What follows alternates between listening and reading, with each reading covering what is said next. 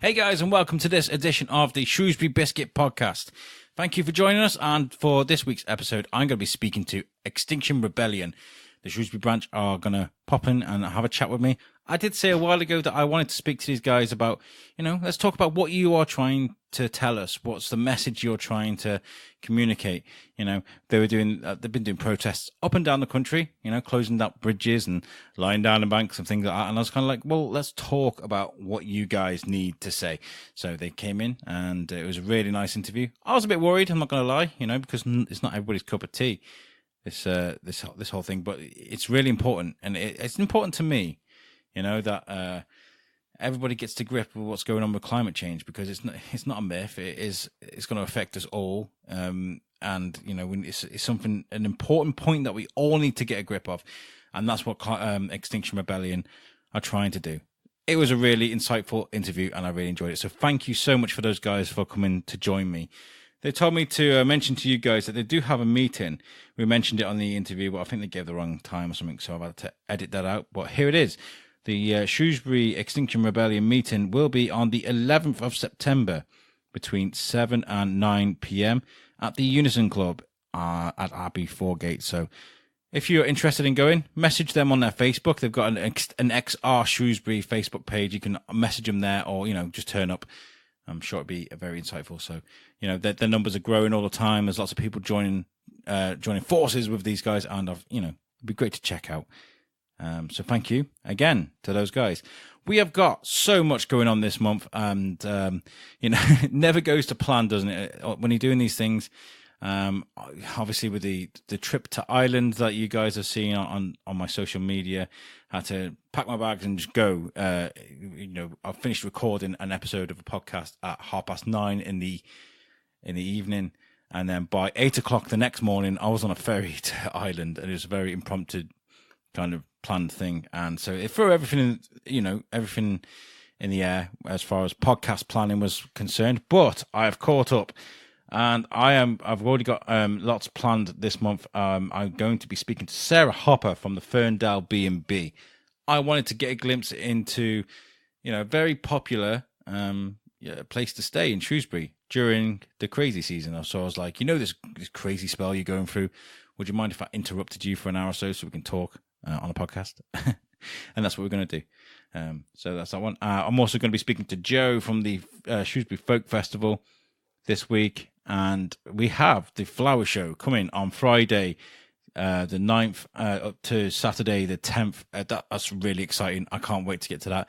I'm gonna go there, walk around with a microphone, speak to people. Hi, are you enjoying the flower show? Speak to me for my podcast. That's what I'm going to be doing. And then hopefully at the end of the month, I'm going to sit down and do a flower show recap. What was it all about? What did I enjoy? What was great about it? I also have spoke to my boy Simon Bell. You remember from episode 1.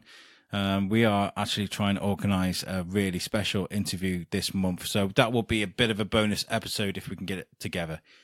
But for this week, I would like you guys to sit down, relax, and enjoy this episode.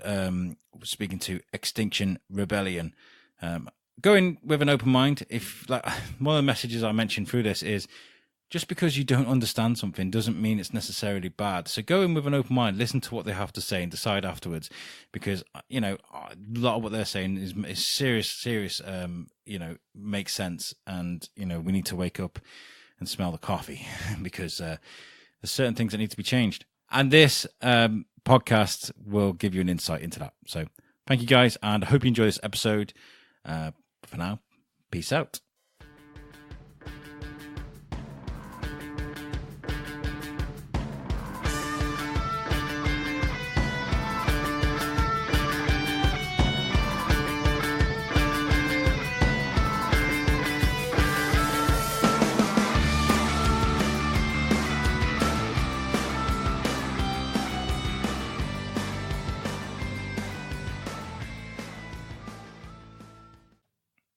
Today I'm sat with two representatives from Extinction Rebellion. Could I get your names first of all? So you're Anna Morris. You're Anna Morris. And Richard Davies. Richard Davies. Fantastic. Thank you for joining me on the Biscuit. I've decided a while ago I think it was after I saw the die-in? Davies? Oh, I put Morrison, sorry. That was my granddad, Richard Morris. Yeah. He actually said, my name is Richard Davies, and I wrote Richard Morris, because this is the way my mind is working today. I'm not quite with it. Yeah, after you guys, I saw the thing at the Barclays Bank, where you kind of pretended to die on the floor. We did. Yeah. I was there. Yeah. I was like, okay, so there's lots of the protests. I don't want to sound like I'm kind of running you guys down, because I'm really not, okay? But like, the protests and things like that they're absolutely spectacular. And, for us bystanders, they're spectacular to see. But there's I'd like to add a bit of context to that. Like, what is the message that you guys are trying to get? I mean, we get the broad idea of it. Climate change is we're heading to, whatever destruction. Yeah, that's what. So let's talk about ways we can kind of help things. So the events like the die-in and other things we're doing, they are deliberately attention grabbing, and it's to raise the point really that we are reaching crisis point. Things need to be turned around very rapidly. So we want the government to pay attention, treat it like the crisis that it is. Barclays Bank, for example, are a big investor in fossil fuels. So one of the big messages of Extinction Rebellion is that business as usual is not an option. So carrying on the way we are and making small tinkering at the edges, putting solar panels on roofs and making small personal changes, that's all great and everything helps. But actually the scale of the crisis that we're looking at and the speed that things are changing, we need something way, way bigger than that. So it's sort of deliberately attention grabbing to make the point. We need the government to make big legally binding policies starting now. From the 15th of April, the first big event in London, I think the kind of response of the media and the visibility of this issue across the piece has been dramatically different. So I think that has been incredibly effective, and that's also kind of come at a time when there's been significant climate-related weird stuff going on weather-wise, and obviously today we're in Whaley Bridge. Last week, heat waves where trains were cancelled because the lines were buckling. We're seeing the real effects right here and right now. Yeah. Of course, individual weather effects. We've had heat waves in the past. There's been floods in the past, but the increasing frequency and the fact that as a global pattern, it's all increasing and getting more severe, and we're heading. But your Facebook group it shares some of the most catastrophic and heartbreaking sort of stories.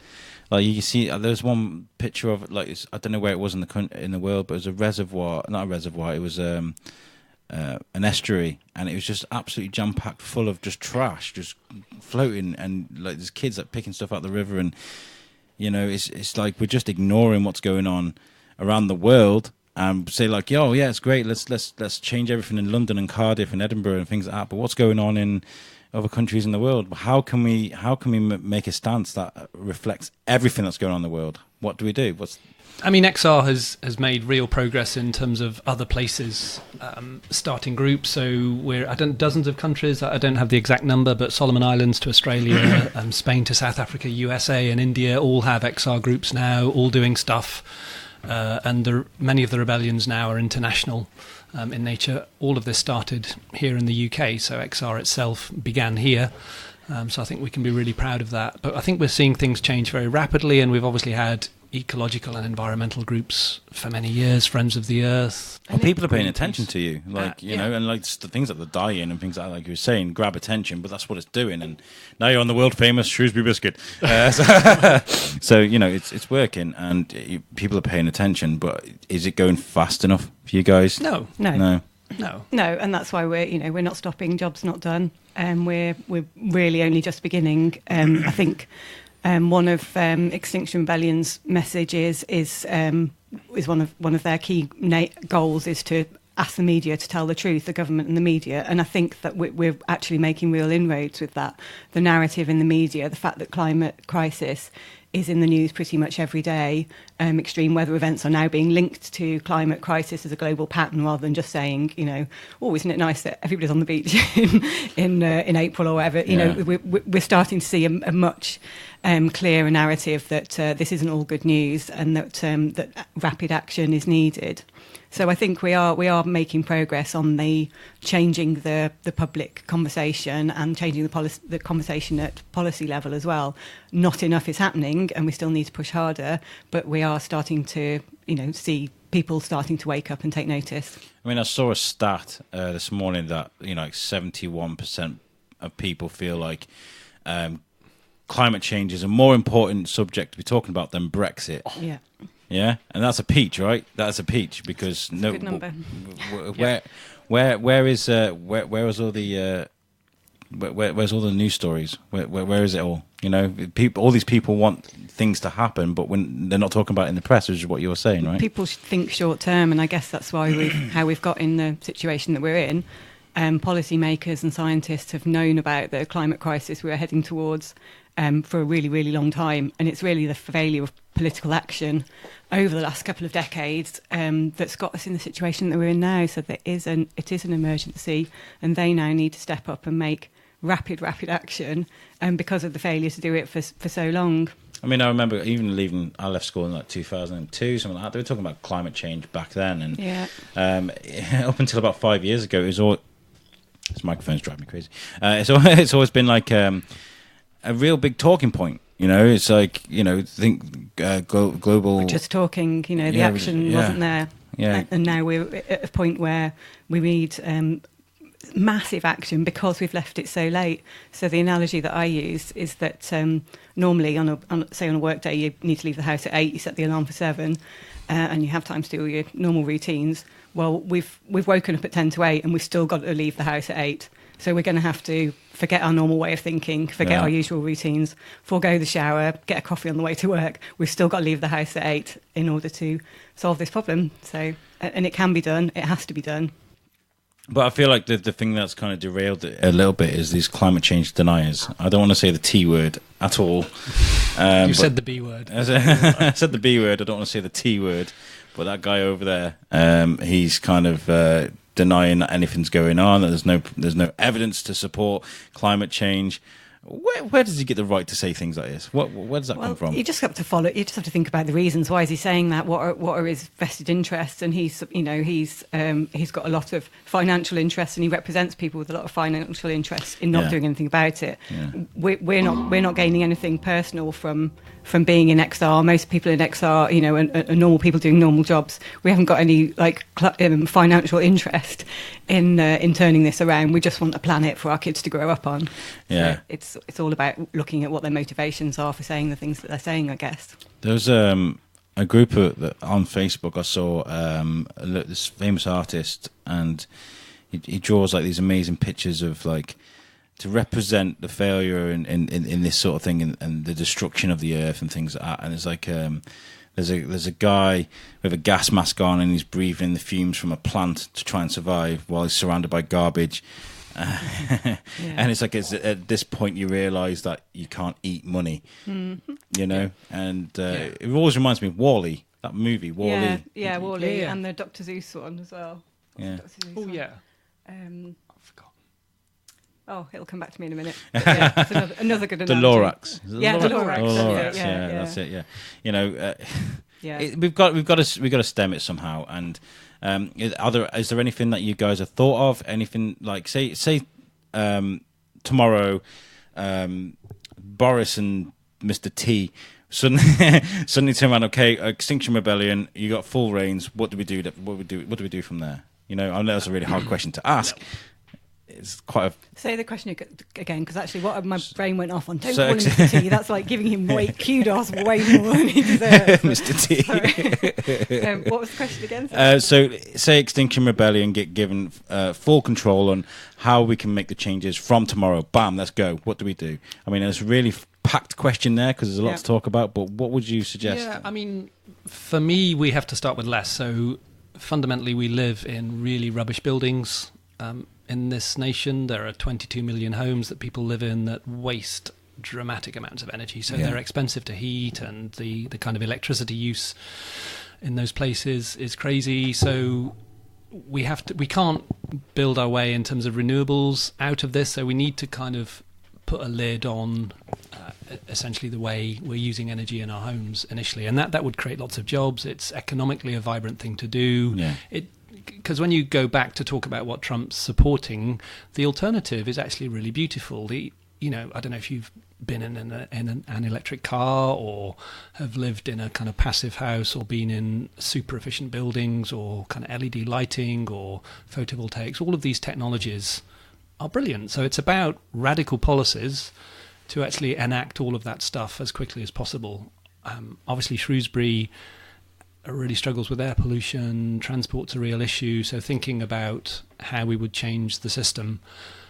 So it's about thinking about the policies that are going to deliver that radical change. And all of those alternatives are beautiful and lovely.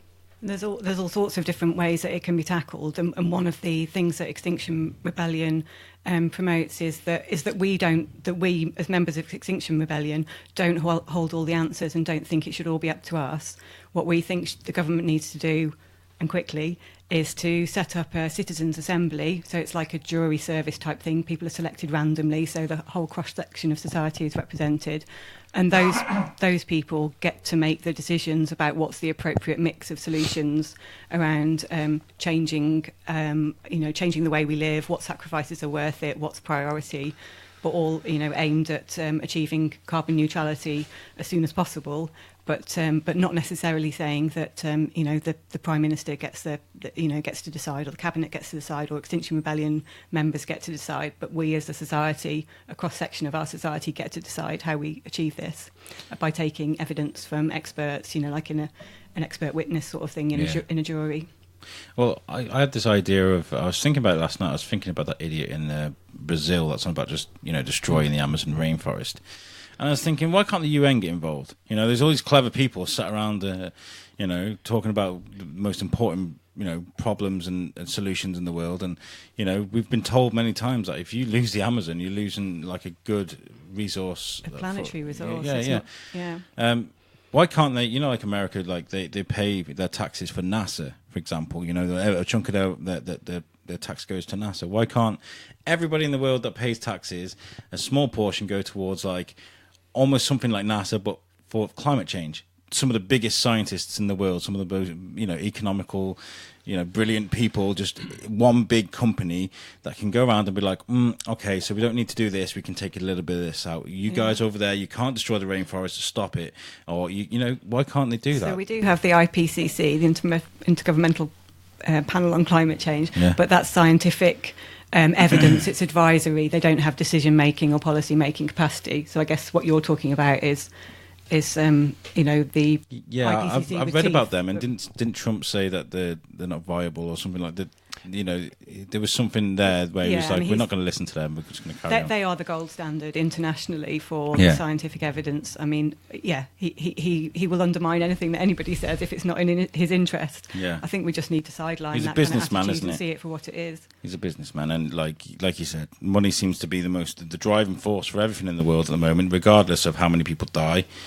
And regardless of how many people... the costs of adapting to the kind of climate change we're looking at if we don't do something about it soon, the costs are going to be astronomical of trying to make life livable on the planet that's too warm, where this level of destruction's going on regularly, where, regular heat waves are something that over 1 billion people experience. The kind of crop failures from too much water or not enough water, we're not just going to carry on as we are. No. People seem to think that we can just stay at status quo. We can't. Status quo is changing, and we have to make sure it changes in a positive direction, not the catastrophic direction that it's heading in at the moment. Yeah, we've seen some crazy things happening, like you said, with the weather. Like with that dam that just is about to collapse. In Derbyshire, in Derbyshire. That was crazy. I read about that. And what's happened? Do you know what's happened with that dam? Well, I don't understand how that illustrates climate change. I don't understand. Is it because the water swelled a bit more? I don't know. There was a massive rainfall in a short amount of time. And the dam couldn't cope, basically. So when global temperatures, global average temperatures increase, you just get increased instability of weather. So you get more extreme events more often. So you get rather than having pitter-patter rainfall averaged over the year like we're used to, you're going to get extreme amounts of rainfall in short amounts of time and then none for ages. And that's when things like dams burst and then you get droughts. And it's also underinvestment in infrastructure. So it's a kind of 200-year-old dam, and it was built in a very different situation. So Darwin was born 210 years ago, and the human population at that time was just 1 billion. So it's now 7.7 billion. CO2 concentration in the atmosphere when Darwin was born was 284 parts per million. Today they're 410 parts per million, so that's a 44.5% increase in just 210 years since Darwin was born. Wow. 2 miles down the road. And although that doesn't sound very much, parts per million, you can imagine a glass of clear water, and if you were to drop a single drop of milk into that water, that would then give rise to that water not being clear anymore. And that's the impact and the effect that CO2 has in our atmosphere to heat, essentially. So the sunlight enters the earth and then can't escape through this milky CO2-rich atmosphere, and that's what's happening. And I saw something a while ago that was it China? They were installing these huge, I don't know if they're like almost like dehumidifier or air filters or something on top of their skyscrapers, because I like China's. This was for air pollution. Because obviously China's crazy bad for smog, isn't it? You know, they wear the masks and they struggle to breathe. Asthma's crazy over there, and people really struggling. And so, why can't we do that? Why can't we just install? I know these are simple questions I'm asking, because I just don't understand. And this is the problem. I think this is the same with it. Like people that don't understand things, like Extinction Rebellion, like climate change, like Brexit, for example, they just tend to ask silly questions and get a little bit, So why can't we just install air filters everywhere and it makes things better? I think they're called trees. Trees. And maybe they'll help bring the temperature down long term as well if we plant enough of them. So it's a bit of a prevention as well as a cure. How is this guy in Brazil getting away with chopping down all this rainforest? I don't understand how he's getting away with it. He was voted in. Yeah. But that has that's not a Brazil problem. That's a whole Earth problem, Totally. Yeah, there's a moral dimension and an international global responsibility there as well that's being failed. But I think in Ethiopia, haven't they just planted a record number of trees? No. So there's lots of really, really hopeful parts of the world that are doing amazing things as well. I think and that's partly what Extinction Rebellion are about. It's yes, we want people to be to update themselves on the science and what's actually going on and where we're projected, what the trajectory is of where we're going.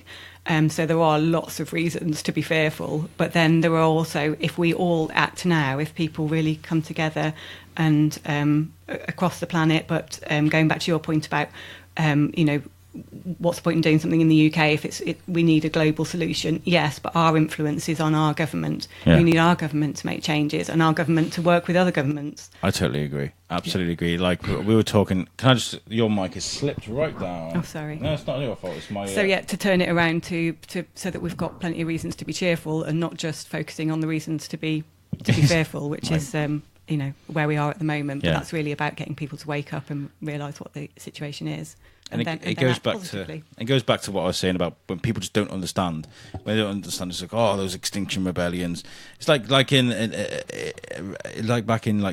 I always say about Nam, like when people come out of Nam and the hippies go, let's go to peace, no war, and that sort of stuff. It was always the government and the people that know what they're talking about versus the hippies. And I can sense a bit of that now. Like I watched an interview yesterday with Sky News, and there's one of your guys, Claire, that was being interviewed with another guy. I've written down like bullet points while I was trying to look after my little boy yesterday. But like the way the interview started was very much like an ambush. First of all, the presenter on Sky News, she got the girl, she introduced her as Claire, but then got her name wrong. That was like very much, it sounded like a dig to try and belittle her a little. Undermining. Yeah. And then the whole interview was just dragging up points that she hadn't even made about other people, about other groups, and it was just like an attack at this girl. And she, to be fair, she was really impressive in how she stood her ground. Yeah, I've seen her in other interviews. She's good, isn't she? She's quite clear about her. that for me is an example of people just don't understand where this girl's coming from. Understand where you guys are coming from. So instead of, okay, let's hear these guys out. Let's just be really hostile towards them.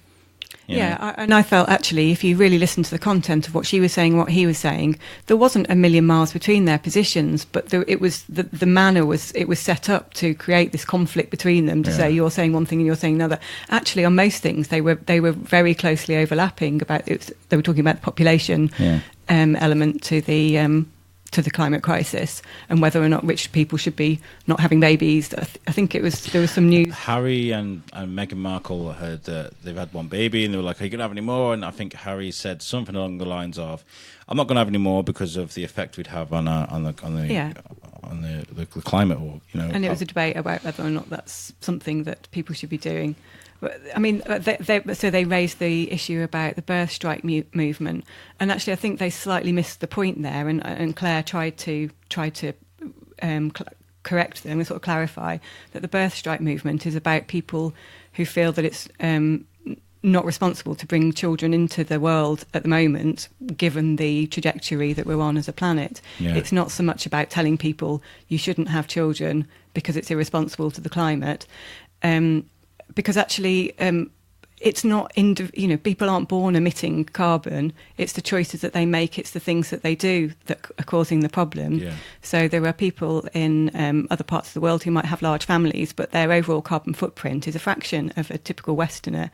So we can make choices about the carbon we emit. So it's not just about not having more people on the planet. It's about what those people on the planet do, and that's why we need these big infrastructure changes that only government policy can enact, about changing the way that we travel, the way that our homes are heated, the way that we build, these sort of major infrastructure things that, yes, we can make choices and we can decide to have a lower carbon diet, eat less meat and dairy and make personal choices that reduce our carbon footprint. But we can't. Those small changes. We're way past the point that we can make the size of change that we need with those sorts of changes. We need big scale infrastructure changes, and then if our individual carbon footprints, because we've got a world, if we're living in a world that enables people to live sustainably, then crack on and have kids, because it's not the actual person. It's what they do. It's how they consume. It's not about going, you should only have one child because otherwise your carbon footprint's going to be bigger. It's more about, I can't bring a child up in this world right now. I think the birth strike movement is more about the latter, that it's irresponsible to bring a child into a planet that's going to be so catastrophic to live on in the next 20, 30. I mean, at the rate we're going, we're talking about tipping over 1.5 degrees, which is when the consequences of climate change will start to get more catastrophic. We're looking at tipping over that threshold, if we don't do something about it rapidly, in around 2030. And that's before my children leave home. I've got infant school-age children. So we're not talking in a couple of 100 years. We're talking about our children's generation. And our grandchildren. And we've already delivered the 1 degree. So the 1.5 degree limit, we've only got a third of that left. So we've only got a half a degree to go, essentially, which is crazy.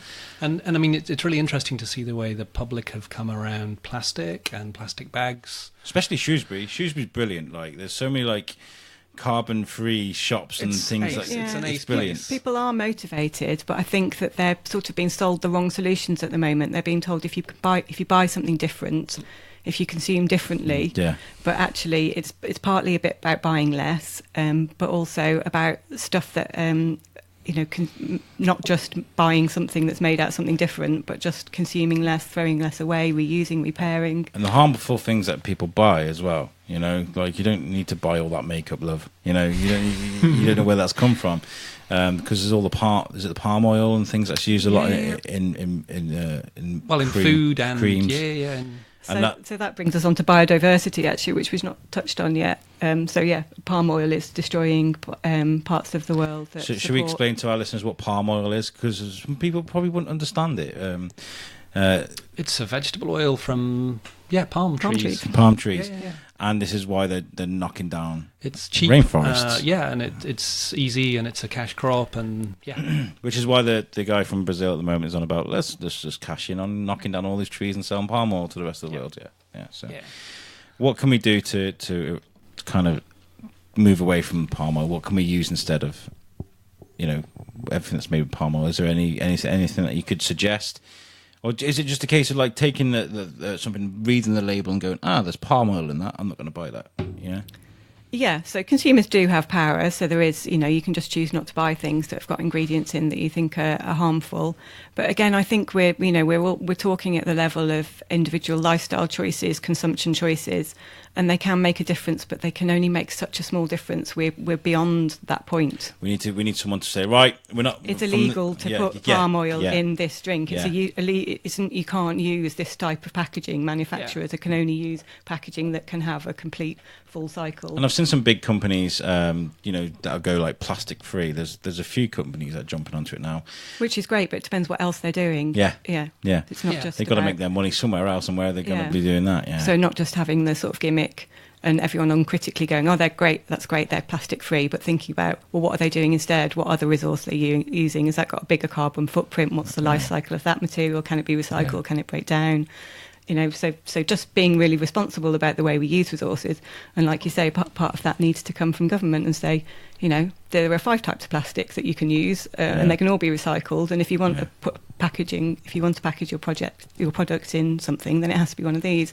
So it's those sorts of levels of change. But I think consumers making it clear that they support this, that they don't want that unsustainable stuff anymore. They don't want products that are destroying biodiversity by ripping down parts of the rainforest.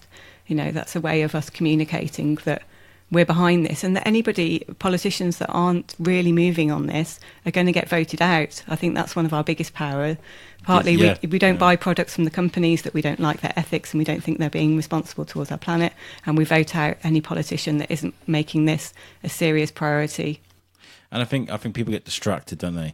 There's a lot of I was quite concerned about doing this interview, mainly because it's quite politically charged. But you know what? That's not what we should be thinking about. We shouldn't be thinking about Boris versus Corbyn and right versus left. It's think about what's right and what's sensible. What does this... and more long term as well. We've been distracted by the short term things around Brexit and that's only the last couple of years, but we've been distracted by all the various political things that have gone on. I don't know, the Iraq War, over the last sort of couple of decades. They're all individually important and serious issues, but they are still small and short-term issues. How livable our planet is, and the kind of destruction that we're talking about. We're going to see, so immigration is something that's talked about a lot in the press, and that's a sort of short-term political point-scoring issue. We're going to see migration on a scale previously unimagined because of climate change. If we don't make radical action fast, we're probably going to see massive migration anyway, but the longer we leave it, the worse it gets, the more people are going to migrate. So, we're really storing up massive problems for the long term by being distracted by all these smaller problems in the short term. Just imagine all those people from Norfolk coming and living in Shrewsbury. It's going to be terrible. Oh dear, not Norfolk. And this is where my idea of the United Nations NASA type, what's it, IPCC with teeth is sort of the IPCC with teeth. I like that. So they can come into play, so they can look at infrastructure and how things can change in the country where they're really struggling because of climate change. That will stop migration, right? They'll be more comfortable. Make people's homes livable. Yeah. And I think to see the way the Netherlands have approached this with the Delta project, so they invest billions and billions a year looking at how their country, which is largely below sea level, responds to rising sea levels and changes in climate. And this is done with massive public support, because I think people really understand this issue. After the 1950s, they lost, hundreds and hundreds of people in a massive flood, which also affected the east coast of the UK, 1950s time. And it's the way they're doing it is brilliant. The way Norway is approaching electric vehicles, there's just a dramatic and radical transformation of transport infrastructure, charging points across Norway. The way Germany is approaching the refurbishment of existing houses with really low-cost loans, fabulous professional support for people to kind of make the changes that they need to. And it strains the kind of cultural way different countries approach this, and there's something about the UK that's a bit funny, I think, in terms of the way we don't like change, or we're we like our traditions and we like things to stay the Yeah, same. yeah. Small C conservative, even with a non-conservative government, we things tend to move quite slowly and I mean, carefully. I was in Belgium a couple of years ago, and I was blown away by their infrastructure. You know, it's how efficient it was and how smoothly things ran, and I was just kind of like, why can't we do that here? I know there's not as, I don't know, Belgium, it's quite a high populated country compared to the UK, but still, you know, we can still make the changes like Scandinavia, like you're saying, like they've got this amazing way of life. Why? What are they doing different? Can we not look into that and slowly start incorporating things like that into our country? Yeah. You know, not that slowly though. No, not that slowly. No. Well, they need to. Well, they at least need to start, don't they? They need because, like, let's take it back to like what we were saying about like the birth strike sort of thing, like, you know, because there was a way I wanted to illustrate it, bring it down to like Alex terms, because I want to explain to people like when we look at Wall-E, for example, that movie. I love that as an example of things. Yeah, I always put that on when we're having Extinction Rebellion meetings at our house. I entertain my kids with Wall-E in the background because I feel like it's... That scene, those first scenes where you got Wall-E running around this absolutely devastated planet, which is Earth, obviously, and then he goes up to the ship where the ship are, and these fat people floating around on the beds that float around, and they get food service and all sorts. Those people would have been like 0.0001% of the population. The rest of the population would have died. Yeah. A lot of skeletons in amongst all that rubbish as well, wouldn't there? Yeah, so that is the devastating thing about Wall-E. So when people are saying, I'm not going to have kids because I can't have them live, that's what they don't want to happen. They don't want their kids to have to live through that. But we can make the change to do it, right? Yeah, we can. It's not all doom and gloom, is it? No, but also I think it's a proper and true test of humanity, because even though climate change impacts are getting worse, it's still, the biggest impact is going to be in 20, 30, 40, 50 years' time, but the action needs to be taken now. Yes. So there's this separation, and it's a true test of the politics and how it is a bit we abstract, can approach you know. It's not, you know, we're starting to see, starting to see climate crisis already. But yeah, it's just that this is the tip of the iceberg, as it were. You know, they're talking about Greenland now. Greenland's melting. Melting, yeah, and that's a 7-meter rise in sea levels if Greenland melts, because it's above water level, unlike other sea ice. Yeah, it's unbelievable. You know, I think it's starting to shift. People are starting to see it. The news are starting to report it in a responsible manner, which is in, like, you know, actually giving a sense of the scale of this as a real priority and a global disaster. And you say it's not all doom and gloom. I think people need to get their heads around the fact that it could very seriously absolutely. and realistically and imminently be serious doom and gloom if we don't do something. So it's about catalysing people to action and joining an organisation like ours to amplify their voice, to pressure the government to act. I think the best way to put that is it's either doom or gloom. It's up to you. Like, that's the best way to do it, because, you know, it's only if we start acting now. And I don't have any faith. I try to be as honest as I can. I mean, I'm not owned by Rupert Murdoch. I can see what the hell I like, but I just don't think, I can't see the big countries like America, UK, China, things like that, just being going, okay, we'll just change, because it's just not going to happen. China are actually on course. Oh, actually, no, take that back. We were just talking earlier in the podcast about the changes China are making. So yeah. I mean, and it's partly because the issue that they face is an immediate kind of acute issue of air pollution, and they see that, and they are changing their transport, you know, in terms of the electric vehicle growth rates. India as well. We've seen a lot about India. Yeah. And it's almost those countries that suffer with pollution in a way, and because we don't so much in this country, that it is more of a kind of chronic problem that's coming, and we don't see it in quite the same way. Or a problem that's happening somewhere else. Yeah. Is there anything that you've seen going on in the UK that has been encouraging?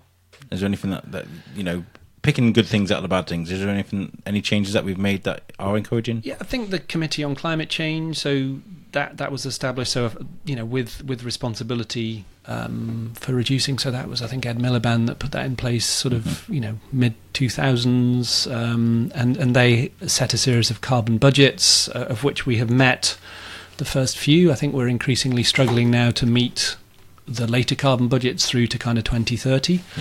So I think we need a lot more legislation, a lot more policy changes to enable that, because we've seen onshore wind dramatically fall off, with government not really allowing that in quite the same way it did a few years ago. The subsidies for things like photovoltaics, solar energy have now disappeared, so that's fallen significantly. The government's intention to have carbon neutral new homes was scrapped. That was supposed to be in place in 2016.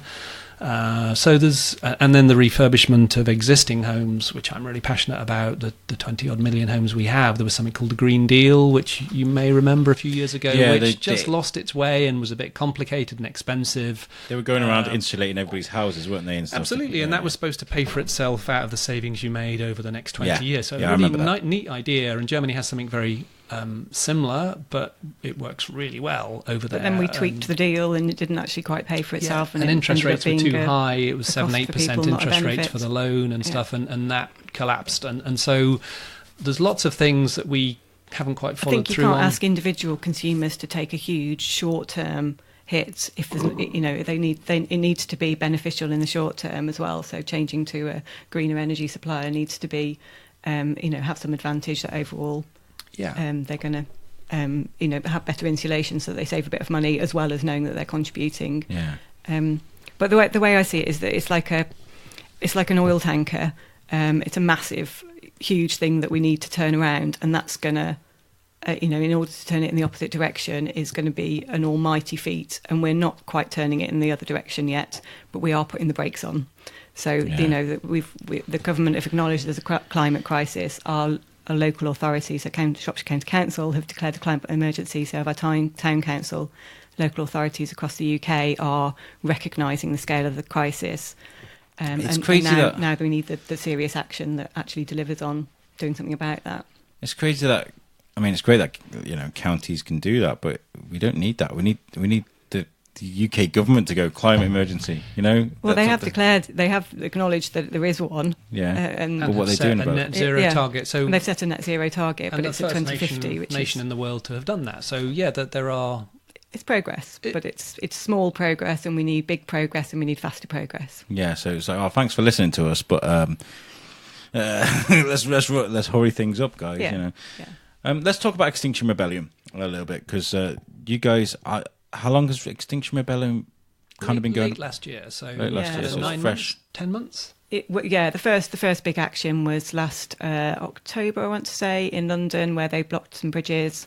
That was autumn. Crazy. So everybody was talking about that, it's come a long way in less than a year. And you've seen you've got branches like all around the world now, because of all this. And how has the feedback been? Are you slowly growing in numbers? Or are you quickly growing in numbers? Quickly growing in numbers, yeah. So after each of these big eye-catching events, we have a massive surge of membership, we've noticed. So particularly after the London Rebellion, we went from having, about 100-ish members of sort of local people, probably who'd been involved in the climate and environmental movement for a long time in, Friends of the Earth and various local green organisations. So those were the people that sort of kicked off Shrewsbury XR. But then it started becoming, after the London Rebellion, much more mainstream. We're getting people, lots of people who've not been previously involved, and a lot of young people. Yeah. So, it shot up to about 700 members. I was walking around, where was I? I was in Cork, yeah. It was in Cork, I saw it, and there was an XR spray painted on the wall. I was like, I'm speaking to them. Great, yeah. That's something in Cork there. So you're growing in numbers, you're getting people to sort of listen to you. What can we do to kind of speed things up a bit? Let's create an XR kind of army. Let's push things forward. Just carry on doing what you're doing. Have you got things planned to try and raise awareness? Yeah, there's stuff planned. So we have an Earth Strike 20th of September. So what's that? What's an earth strike? So we're supporting another group whose idea this is. So people are going to go on strike from their jobs. So the school strike. The school children have been I've seen a lot of that as well. on Fridays for a while. They're asking the adults to join in basically and show their support and actually have some economic impact to the strike. So they're on the Friday the 20th of September, the school strikers who strike on a Friday are asking grown-ups to go on strike from their jobs. To show serious commitment to this issue, create some economic impact, get the government to pay a bit more attention. Because, like you say, that's the level. It's the government that we need to start changing the policies to make this oil tanker turn around. Is there any sort of fresh ideas that you got? I mean, this is great. Strikes and protests, it's things that people do quite commonly, but is there some? I mean, say quite commonly, they have an amazing effect, obviously, because Extinction Rebellion are here in my kitchen. But is there anything fresh, anything new? I mean, to come up with something new and original would be, it's quite hard, isn't it? But is there something you guys got planned that you think might be quite groundbreaking? I don't know. It's a difficult question. Well, I mean, there was the Heathrow drones thing, which has now been abandoned. There was a lot of tension within XR over that. So I don't know if you've heard that in the media recently. So that was planned. That has been decided that it was too radical and that's not going to go ahead. There's also the next nationwide rebellion on the 7th of October. So that's a 12-day. So this is what's different about XR is these extended periods of non-violent civil disobedience, sort of focused on the capital. So actually having economic impact on our capital by blocking the roads, blocking the bridges, and that's what happened in April, and the same is planned again for October, and not just for one day, because that's what's been done in the past, and that and people pay attention and go, oh yeah, and then they forget about it and go about their everyday business. But when you do it day after day after day, then there starts to be like serious media attention and businesses saying this is affecting us. Government, can you do something about this? So it actually, those prolonged periods, there were people literally camped at Marble Arch, for 2 weeks, and we're planning that again. To have a major impact to really get the government to go the next level. So we think we made a big impact in April by getting the climate emergency declared by Parliament. Yeah, now you just need to kick their butts. And now we've just got to keep going because that isn't enough. That's the very beginning. Yeah. But 1,000 people were arrested and they're going through the courts. So I think all of those are going to be. So mass civil disobedience, amongst ordinary people like us who've got jobs and kids, and and are worried about the future. Just ordinary people participating in mass civil disobedience, blocking roads, going on strike from work. That is XR's sort of radical tactic, if you like. That's what's different about us from previous. It is quite radical. It's weird because I would like to show my support for Extinction Rebellion, but I couldn't go on strike because my job is very important to me. I've got, and I bet there's lots of people that do that. There's lots of people who are in jobs that are too precarious to do that, or for whatever reason they feel it's not appropriate for them to go on strike or to get arrested. So, I'm a member of Extinction Rebellion, but I don't plan to do something that it gets me arrested. It's not that you can only be involved if you're willing to make that level of commitment. There's all sorts of different things that need to be done behind the scenes, and actions that don't involve getting arrested.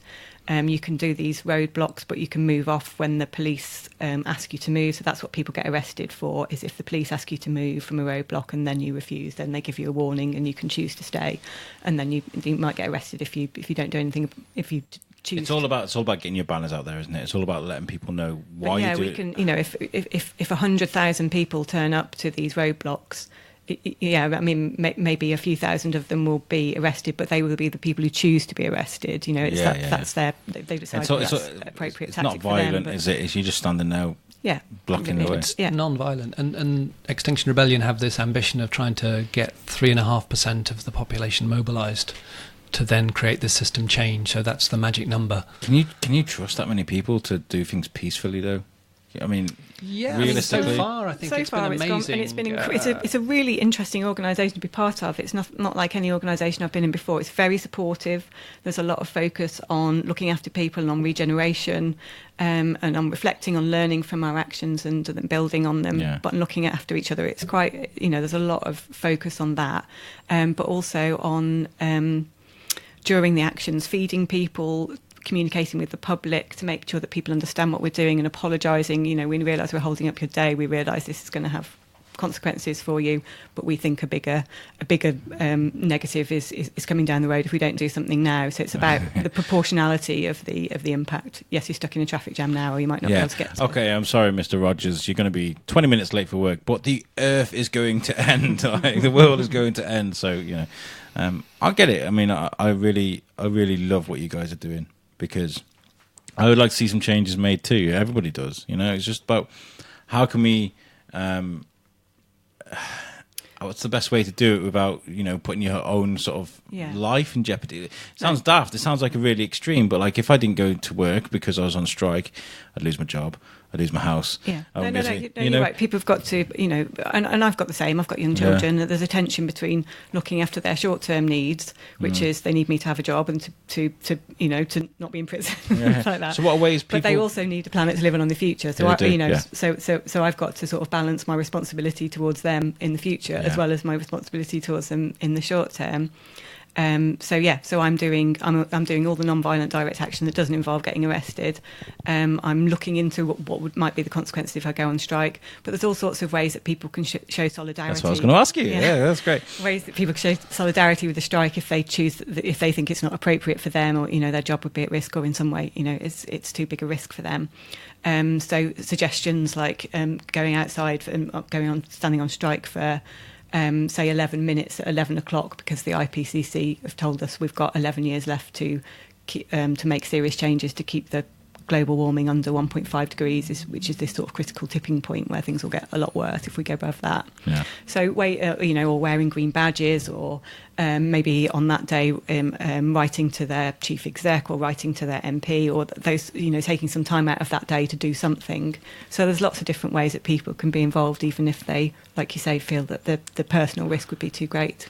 It's trying to find a way as well to burst people's bubble. People live inside their own little bubbles. You know, they're kind of like, I've got a nice house, I've got a nice car, I've got a good job.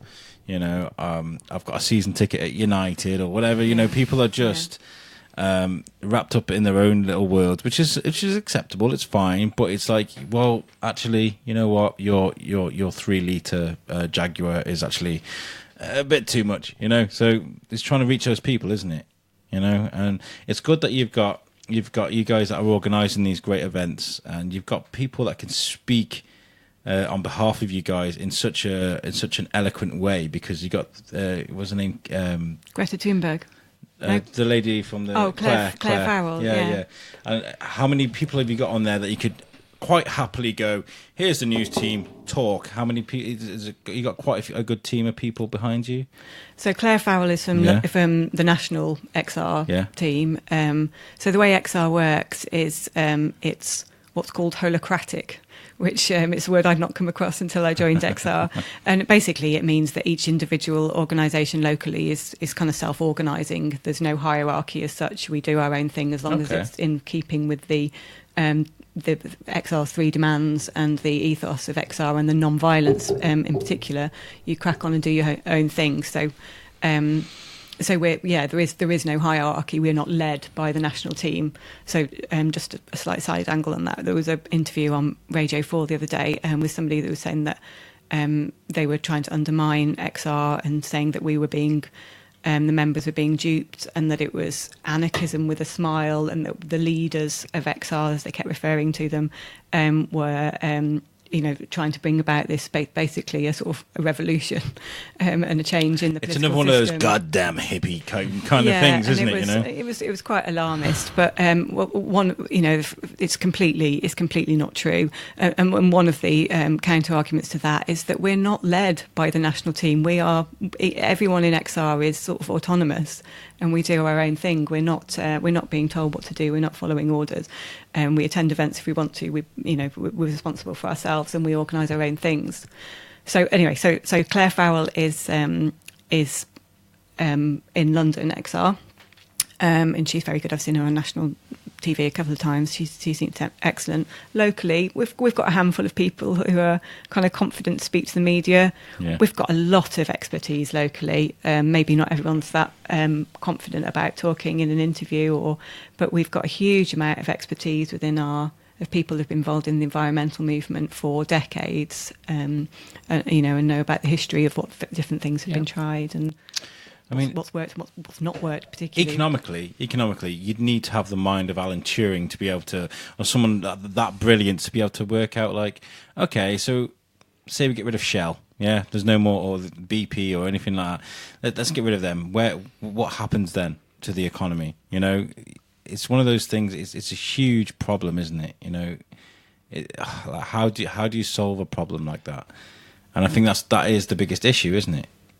Yeah, I think I don't think there's one solution. Yeah, there's not one solution, and I think we cited earlier. If we have Norway's transport policy and Germany's refurb policy, and you can see examples from all around the world of amazing ways in which society is solving this problem.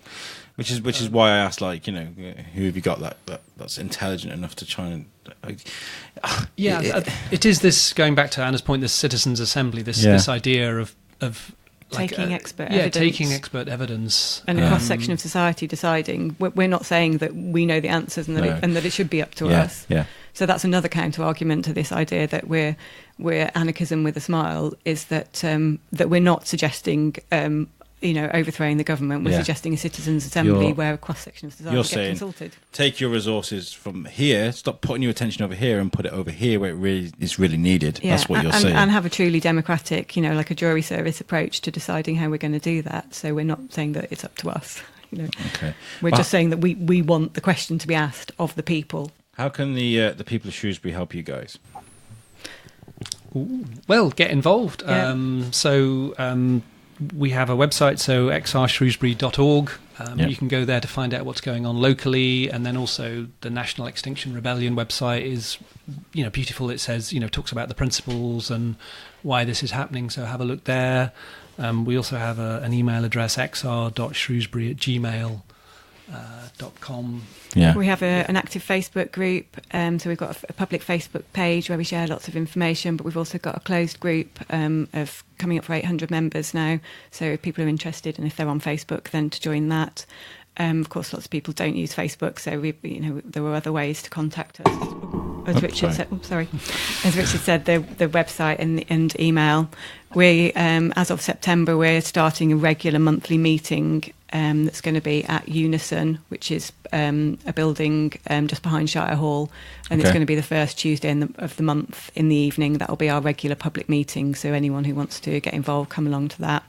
I'll just say that, personal changes do count. Things that you can do to lower your carbon footprint are important and worth doing. But actually, what's really going to make the big changes is if people who care about this add their voices to other voices to amplify. If we can to collectively demand that our government makes the big scale changes that we as individuals can't make. We can't change our transport infrastructure by buying something slightly different or deciding not to eat so much meat or dairy. We can't change the way that our businesses are heated or what pollution is created. Or stop somebody from destroying the Amazon rainforest. We can't do that. But what we can do is join together and amplify our voices and do things like non-violent civil disobedience that pressure our government into making the kind of scale and rapid action that we need. And looking for about 2 million people across the UK to be actively involved with XR would be enough to create that system change. Yeah. Do you think they do enough in schools about this? Educating children on what is actually going on the planet right now? I mean, it's a hard question because you're not at school yourself. So you can see that, but I think there's a lot going on. It's improving. I think it's like everything in this movement. It's improving. Yeah. Probably needs more and faster. But the wonderful Greta, is engaging young people and showing what's possible. As a young person herself, in terms of the way she's talking about this issue and what she's doing, I think is wonderful. So I think the kids can teach us a lot. Yeah. I think so too, and I think that's one of the one of the solutions, isn't it, is to get to the youth. Not get to the youth. That sounds really bad. Let's get them. Let's get to them. Yeah, before they can leave. Yeah, it's more about it's educating them and enabling them to do what they find their own solutions. It's not about us deciding for them. We haven't been able to do anything, have we? As much as we've tried. Well, Yeah, and I was down in London, and there was a bunch of the youth group down there talking to Daniel Kawczynski. He came out of Parliament. And pretty much every parliamentary constituency had people there being represented, and the young people were just brilliant to see engaging, even some as young as 11 and 12, talking confidently about the issues. I think that's really powerful in terms of the impact that can have on our politicians. Yeah. And somebody came up with a suggestion on our Facebook group yesterday that actually maybe that's the level we should be pitching this at, is engaging our politicians' children. If our politicians are failing to act for us, we write an open letter to Boris Johnson's children. I realise there's some controversy over how many there are, but you write to the cabinet's children in an open public letter and say, look, this is what needs to happen. This is what your future is going to look like. Your parents have the responsibility for making these changes that can change your future. So educate, putting pressure at that level as well. Yeah, absolutely. If there's anything we can do to help, there's only so much I can do with the biscuit, obviously. But I like to give you guys a voice, something to, a way to say what you wanted to say. This thing at Barclays that you did was fantastic, and I read that Barclays, big banks are responsible for investing in really bad products and things. So it was good to give you that opportunity. Is there anything else that you guys would like to communicate to people? I just want to say a little bit about the Shropshire angle, because obviously Shropshire being the birthplace of the Industrial Revolution, we feel that we've got a sort of unique place in this issue. Not that the global warming is Shropshire's fault, but it started with an acceleration of emissions that began with that, and we feel that we can be at the forefront of the next industrial revolution, which is a sustainable one. Yeah. So and also being the place that Darwin came from, the world's most famous naturalist. So our slogan for our first public event that we had in February, which was celebrate Darwin's birthday as well as Valentine's Day, was to love your planet, and what would Darwin do? So we want Shropshire Council to recognise that we have a unique place in this, and that we could really be at the forefront of the next. Very influential. Yeah, you've got almost a not as a responsibility. It's probably the wrong thing to say, but this is the epicenter for what went bad. Let's make it the epicenter of what. Absolutely. What we can do good. Yeah. So we're in a climate emergency. Things are progressing very fast. Business as usual isn't an option. We need to take this emergency mentality and start sort of acting like we do in times of war. So adopting, an all hands on deck to solve this problem until the situation is secured sort of mentality. Achieving carbon neutrality must be our absolute priority. And we just ask people to join an organisation like XR and amplify your voice. And the reason that I joined XR is because I thought, if I don't do it, who will? Yeah. When you say all hands on deck, I just don't know. I'm trying to get my head around what people immediately say. I wanted to. I kind of meant in relation to government policy. Yeah, every policy needs to have to be tested against the criteria of what will it do in relation to the. So the fossil fuels need to stay in the ground. Heathrow third runway policy needs to be cancelled. Any infrastructure projects that make the problem worse need to be cancelled. And every policy, Relief Road, for example. Locally, the Northwest Relief Road. Any policy that adds to the current problem and contributes to the culture of emitting and travelling in the way that we do. So every policy needs to be examined against the criteria of whether or not it's adding to the problem or adding to the solution. That's what I meant by all hands on deck. Really. I'm just running around going, all hands on deck. What do I do? I get it. But everyone having it at the forefront of their mind as being the issue that we need to deal with. Being aware. That's the most important thing. Being aware and being active with. Being aware to start being active is what counts. Yeah. Yeah. So come to a meeting locally. Yeah. They're really friendly. You can come and get a feel for what's going on. Obviously, there's the 20th of September, Friday, for the Earth Strike. Whether you do strike the whole day or just get involved or find out what's going on, and that's being led by the young people. And if you do have young people, maybe you might want to find out what their peers and colleagues are doing on that particular day. And then the nationwide rebellion, 7th of October. Hopefully lots and next time you get an opportunity to vote, then vote out anybody who's not making this the absolute priority. Yeah, we didn't get an opportunity to vote this time, did we? It's just like, you get Boris, that's what you get. Yeah, we might get a chance soon. Yeah, maybe. Okay, well, guys, it's been really cool talking to you guys. I'd say it's really cool. It's quite scary, actually. And, talking about what's going to happen. But no, thanks very much. We really appreciate you showing interest and helping us to get our message out, because that's what it's about. We are just ordinary Shrewsbury residents. The XR Shrewsbury is made up of teachers and nurses and solicitors and business owners and carers and parents and grandparents and religious people and not religious people, and we are a cross section, and we want people to understand that. Really, we're not we're not radical. We think radical action is needed, but a lot of us are people who've not been previously involved in this sort of thing. But we're frightened by what's going to happen if we don't do something about it now.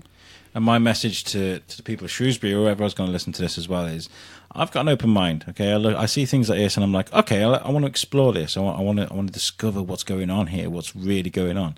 I don't look at something that's different, something I don't understand, and immediately attack it with hate. I don't sit there and go, or run in the opposite direction and feel frightened by it. Look at these idiots lying on the bank floor. What's going on here? It's more like, okay, why are they doing this? So why are ordinary people taking their Saturday afternoon out to do that? Like, what would motivate them to do that? Yeah, I've got a deposit to make. Move off the floor.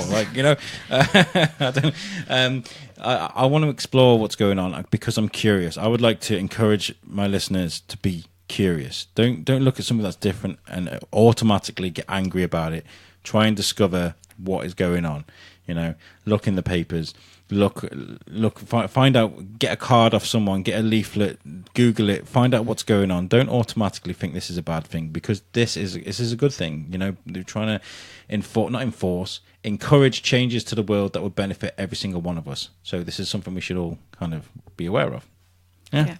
And I'd encourage your listeners to update themselves, feel a little bit of the fear, and then do something about it. Yeah, and get rid of that 3-litre Jaguar. It's doing no one anyone famous. Drive it once a month, maybe.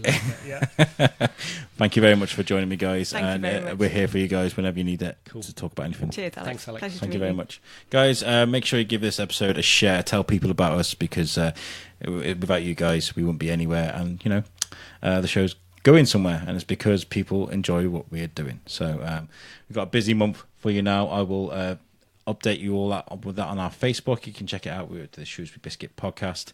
If you've got anything to add, any comments you'd like to make about this episode or any other episodes, drop me an email, shrewsburybiscuitpodcast@gmail.com. I'd love to hear off you. Thank you very much, guys, and peace out.